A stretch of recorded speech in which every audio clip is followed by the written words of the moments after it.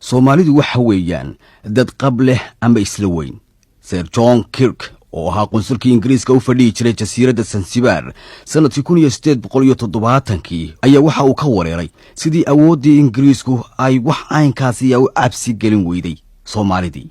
Mas'uuliyiintii Ingiriiska ahaa ee bariga Afrika oo Soomaalida kula kulmay gobolkii la odhan jiray Jubaland dhammaadkii qarnigii 19 ayaa waxa raali geliyay oo ay ka heleen Soomaalidii ay arkeen.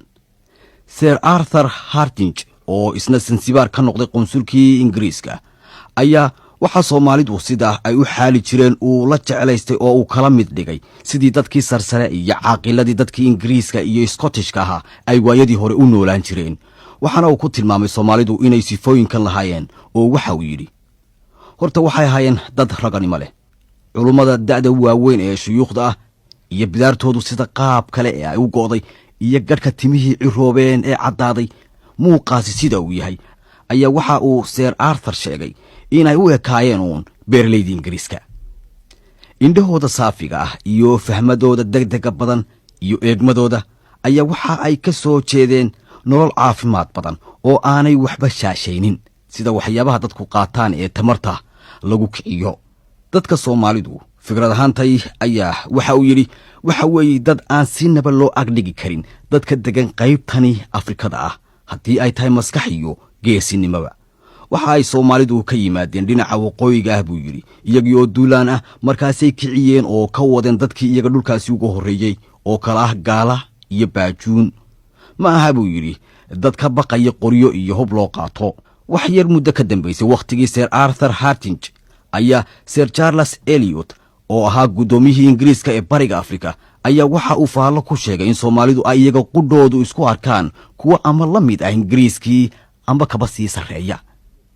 shakhsiyadda qofka Soomaaliga ah uu leeyahay waxay ahayd mid si aan kala go' lahayn ay uga hadli jireen saraakiishii reer Yurub ee ka shaqaynayay Somaliland oo ay hadal hayn jireen uun ammaan iyo ceebiba waa jireen. shakhsiyadda Soomaaligu waxa ay ku sheegeen inay ahayd mid ay iswehelinayeen calaamooyin aan meel wada degin fudayd iyo saldhigasho la'aan hadalka oo taagtaagan oo sidii dagaal oo kale la moodo. sidaasi darteed Soomaalidii beriyaha cadan soo gali jirtay mas'uuliyiintii Ingiriiska ayaa waxa ay sitaan ee hub ah ka dhigi jiray. waxaa jirtay inaan laba danayn jirin mustaqbalka imani doona cir weynina waa jirtay. waxaa jirtay is-ammaanid xad dhaaf leh iyo sharaf weyni aan bini aadamka cidiba ka sharaf weynayn.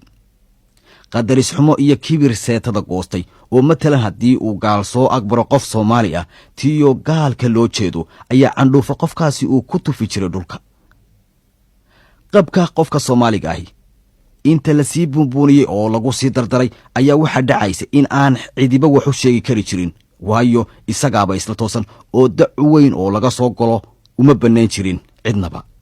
fikradda ninka Soomaaliga ahi uu iska qabo ayaa waxay ahayd qof la soo barbardhigo oo lala simaha jooge in uu isagu ka wanaagsan yahay nin kasta oo jira. haddana iyadoo sifooyinkaasi ay jireen ayaa waxa kale oo jirtay madax bannaani iyo kelikelinimo iyo martigelin ama wax tashiirid ama kale reebreebid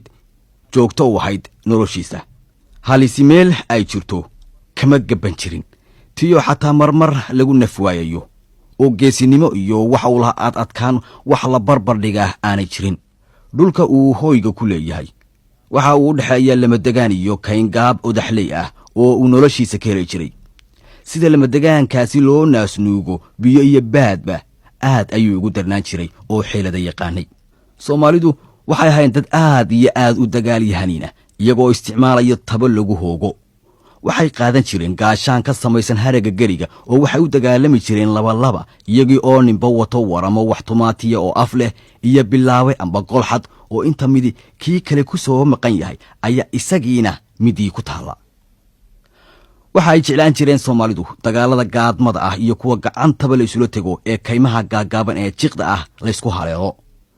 Soomaaligani ugu geesinimada badan ee ugu qabka badan ee dagaalyahanka ugu naxariista daran ah ayaa waxa uu awoodi kari jiray inuu sameeyo haddana wax weyn oo gobonimo leh oo waxa uu diyaar noqon jiray inuu dhiigiisa u qubo dhulkiisa. waxa uu dhimani jiray isagoo sidaa u arkaya nafta ka sii gurmaysa oo aan odhan jirin malaha waad dhimanaysaa oo seeftii oo ku taagan ayuu qosol ku dari jiray oo naftu ay kaga bixi jirtay wax yar buu ka warwari jiray nabarrada ku dhacaya nabarradana waxaa lagu dhayi jiray digada geela oo inta ay caabuqaan ayay marka dambe haddana bogsoon jireen ninkii dhulmareenka ahaa ee la odhan jiray kabtan J.H. Speake ayaa isaga oo ka hadlaya Soomaalidii ambaanada u ahaan jiray ee dhulka u kala wadwadi jiray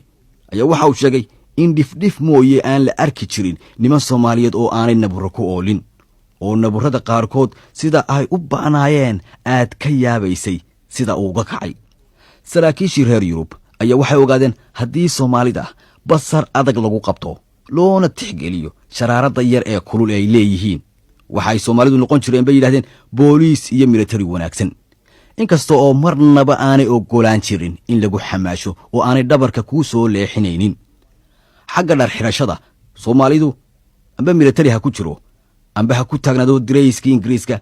amba garan ha xidhnaado amba surwaal gaaban amba dharkii hidaha waha amba toob amba mara khayli ah oo uu ku yaalo shagaarkii sida dharka Scottishka ah oo waliba aad loo jecel haddii ay ku taalo shaambadii warshada dharka sameyn jirtay ee Manchester ama marada la soo daray balay milmil ku yaala oo biyo dhooqa leh oo midabka huruud ah yeeshay wax kastaba ha soo gashadee Soomaalidu waxay ahayd dad sida loo qoray ama qaabkoodu ay ishu qabanayso oo direys qaad fiican tani waxa si gaar ah loo arki jiray marka ninku uu ugu xoog badan yahay ee uu isku buuxsamo isagii oo galkii seefaha noocyada kala lahaa ee tolkiis gacan ku sita ta kalena gaashaan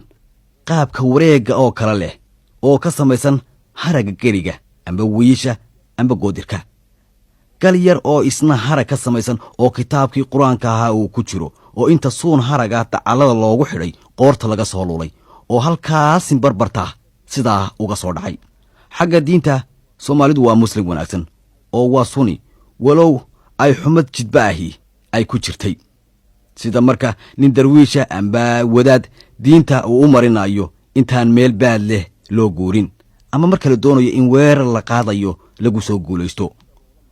xagga haweenka sida loola macaamilo Soomaaligu waxa uu ka soo dhex baxay dunidii muslimka ahayd haweenka xijaab lagu ma hayn jirin oo waxoogay xorriyada oo aan dunida carabta lagu haynin ayay qabeen